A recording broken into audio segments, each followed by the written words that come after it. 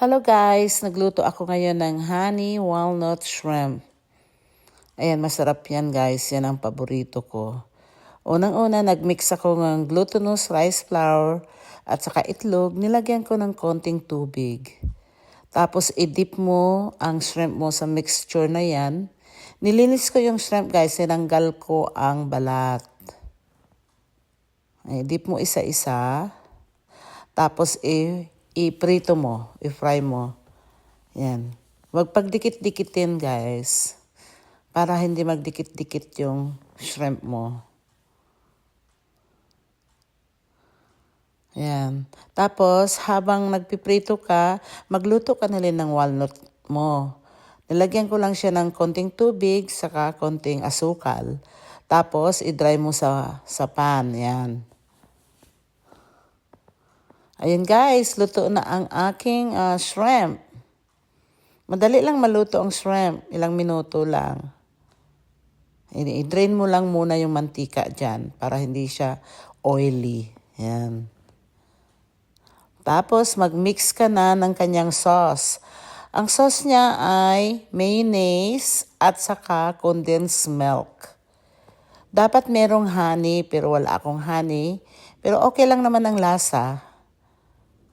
Yan. I-mix-mix mo lang ng mabuti yung mayonnaise saka yung condensed milk.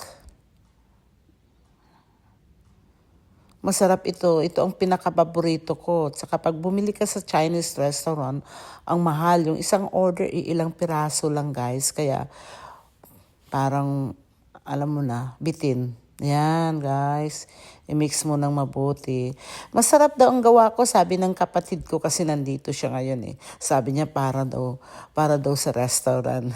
Hindi ko alam kung nagsasabi ng totoo. Pero para sa akin totoo. Ayan, subukan nyo rin gumawa nito. Ayan, mix mo lang ng mabuti yung ginawa mong sauce. Huwag masyadong marami, kaunti lang kasi matamis yung, yung sauce na yan. Dahil nga condensed milk. Ayan. Walang asin ito guys ha. Wala siyang asin. Ayan. Halo-halo mo lang.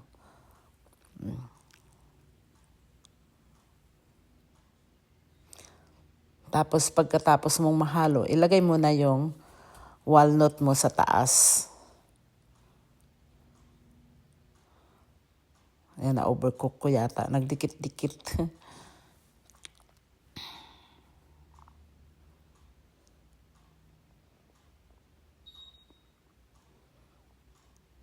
Nagdikit-dikit yung aking walnut.